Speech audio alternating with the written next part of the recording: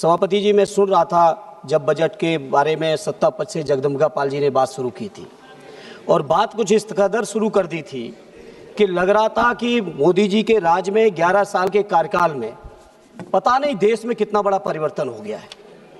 समाजवादी, अरे सुनते चलिए, अभी सुनाएंगे। सभापति जी, समाजवादी पार्टी की ओर से माननीय अखिलेश यादव जी की ओर से इतना स्वामी राम जी को वहाँ बैठाए पीछे, भगवान राम जी का जो पात्र लेके जिनके नाम पे चुनाव जीते हो, कम से कम सीट तो उनको आगे दे दो, ये मैं अनुरोध करूंगा। सीट तो आगे दे दो, भगवान राम के सम्मान तो कर दीजिए। उन्हें आगे बैठाना चाहिए। सभापति जी, नहीं, आप आगे आइए।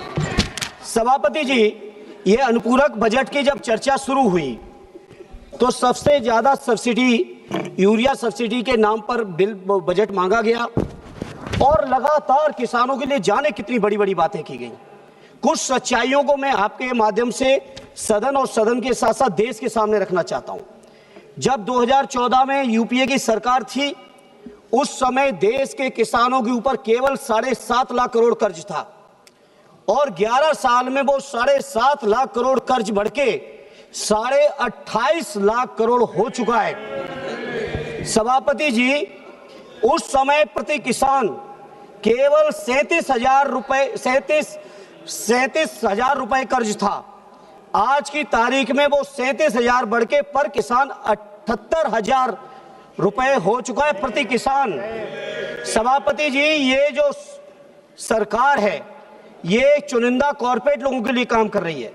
16.5 लाख करोड़ से ज्यादा कर्ज कॉर्पोरेट का माफ किया गया, लेकिन पूरे कार्यकाल में किसानों के लिए एक भी कर्ज माफ नहीं हुआ।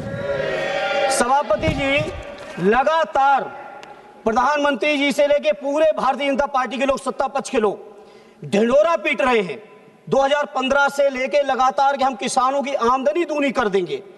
हमारे पास डेटा है, पूरे के पूरे 11 साल में किसानों की आमदनी केवल प्रति किसान 1,000 रुपए बढ़ी है।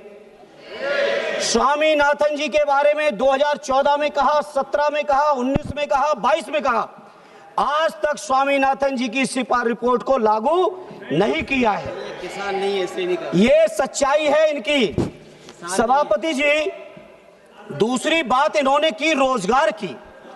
रोजगार के मामले में जो लोग पहले से नौकरी कर रहे हैं, कहीं पेट्रोल पंप पे कोई अगर वो सेल्समैन बना हुआ है, पेट्रोल भर रहा है, कोई घुमचे वाला, तमाम तरीके के सर्वे करा के, फर्जी आंकड़े पेश करके, और अब तो विदेशी संस्थाएं भी यहां तक कहने लगी कि हिंदुस्तान की तरफ से फर्जी आंकड़े पेश किए जा रहे हैं। तो इसलिए सभापति जी, मैं आपके सामने बात करना चाहता हूं। सभापति जी, अगर देश की हालत जो बात करते हैं तमाम सत्ता पक्ष वाले, जीडीपी मैंने इतनी बढ़ा दी, जीडीपी उतनी बढ़ा दी। आप सोचिए, ग्लोबल हंगर इंडेक्स में हमारा देश 2014 में 55वें नंबर पे था और आज हम 2025 में बात कर रहे हैं तो 102वें स्थान पे पहुंच गया है। केवल 123 देशों में से। प्रति व्यक्ति आय घटी है, किसानों का रेट बढ़ा है। लगातार प्रधानमंत्री जी उस समय 2014 से पहले जब बातें करते थे, उस समय के प्रधानमंत्री स्वर्गीय मनमोहन सिंह जी को अपमानित करते थे और उम्र की बातें करते थे, लेकिन जब तक उनका कार्यकाल चला तब तक डॉलर के मुकाबले रुपया केवल 60 था और आज आपके समय में 90 पार कर चुका है। आप सोचो, इस बात को हम किस तौर पे परिभाषित करें। आपने रोजगार की बहुत बातें की, नौजवानों की। सभापति जी, आज हम आपसे जब बात कर रहे हैं, अपनी बात रख रहे हैं, आज ही उत्तर प्रदेश के अंदर जिस आयोग को आपने माननीय अखिलेश यादव जी के कार्यकाल में बदनाम किया, आज उस कार्यकाल, उस आयोग का यह हाल हो गया है। माननीय सभापति जी, उत्तर प्रदेश के अंदर 53 से ज्यादा पेपर लीक होके परीक्षाएं रद्द हो चुकी हैं पिछले 9 सालों में उत्तर प्रदेश के अंदर, और 11 सालों में देश के अंदर कोई भी भर्ती पूर्ण नहीं हुई है। और आज जब हम आपसे बात कर रहे हैं माननीय सभापति जी, इस समय इलाहाबाद के लोक सेवा आयोग में उत्तर प्रदेश के हजारों नौजवान अपनी बात को रखने के लिए, वहां की निमित्ताओं को दूर करने के लिए जब इलाहाबाद के आयोग के सामने खड़े थे तो आप विजुअल्स, आप महिला हैं, आप संवेदनशील हैं, आप देख के आश्चर्य करोगी कि किस तरह से वहां के नौजवानों को, युवकों को, युवतियों को लाठी चार्ज करके, बाल पकड़ के घसीटा जा रहा है। अमानवीय व्यवहार आज प्रयागराज और इलाहाबाद में हो रहा है। सभापति जी बहुत बातें की बेरोजगारी को दूर करने की।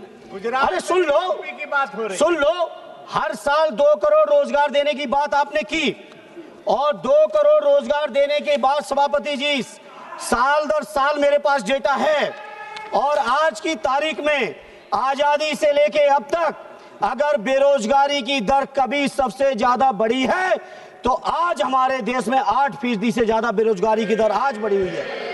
यह है भारतीय जनता पार्टी की सच्चाई। सभापति जी, सभापति जी बात करते हैं ये लोग जनगणना के नाम पर पूरे देश में। मुझे याद है, मुझे भी सौभाग्य मिला था सदन में, श्रद्धेय नेताजी, श्रद्धेय शरद जी, आदरणीय लालू जी से लेके पासवान जी थे, सभी लोगों ने मांग रखी थी कि जातीय जनगणना होनी चाहिए 2010 में। ये गलती की कांग्रेस के साथियों ने उस समय नहीं की, लेकिन इस समय जब एनडीए की सरकार ने वादा किया है, मैं स्वीकार कर रहा हूं वादा किया है, लेकिन वादा तेरा वादा, कोई वादे पे भरोसा नहीं रहा। हालत ये हो गई है, एक भी वादा पूरा नहीं है, इसलिए जातीय जनगणना के भी वादे पर देश की जनता को आपके ऊपर भरोसा नहीं है। आपने बजट मांगा है, आप ले जाइए बजट, लेकिन ये इस बात का जवाब आना चाहिए कि आखिर जनगणना कब हो रही है और जो जनगणना हो रही है उस जनगणना में जाति जनगणना आप शामिल कर रहे हैं या नहीं कर रहे हैं, इसका जवाब आपको देना पड़ेगा। सभापति जी, यूरिया की जहां तक सवाल है, सबसे ज्यादा ढिढोरा पीटा जा रहा है। यूरिया के लिए पूरक मांगे की गई है, लेकिन यूरिया की हालत क्या है?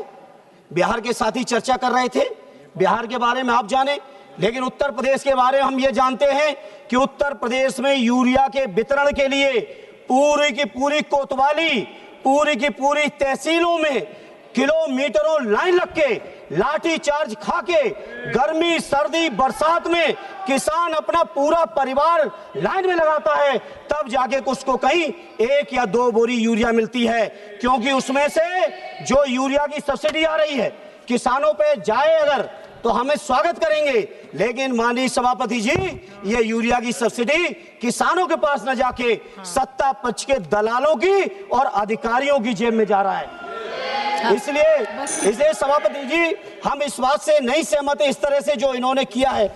इसलिए सभापति जी इस मौके चूंकि मेरे और भी साथी बोलने वाले हैं, मुझे इसलिए इस मौके पे इतना ही कहूंगा कि नौजवानों को रोजगार मिले, किसानों को हक अधिकार मिले, उनको वाजिब मूल्य मिले, उनको सुविधाएं मिले, खाद बीज पानी बिजली की जो व्यवस्थाएं किसानों की, कम से कम उत्तर प्रदेश के बारे में मैं कह सकता हूं, बंगाल के बारे में आप जाने, बिहार के बारे में आप जाने, लेकिन उत्तर प्रदेश के बारे में बहुत जिम्मेदारी से कह रहा हूं, पूरी तरह से बर्बादी है।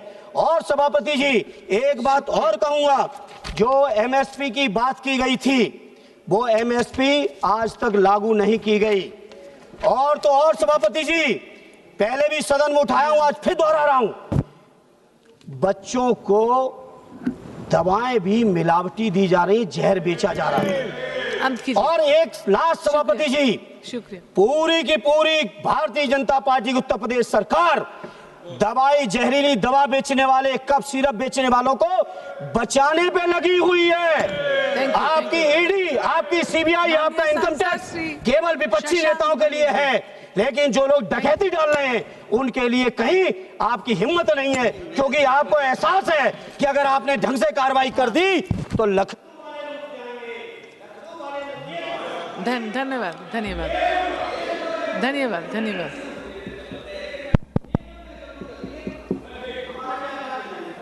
बोलिए सभापति महोदया,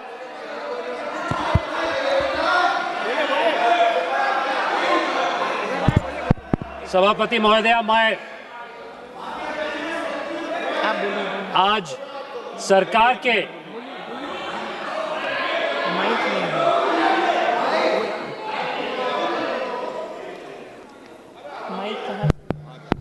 सभापति जी लखनऊ वाले बचाने में लगे हैं, दिल्ली वाले कुछ कर नहीं रहे हैं, और दिल्ली वाले डर रहे हैं कि लखनऊ वाले कहीं रूठ न जाएं।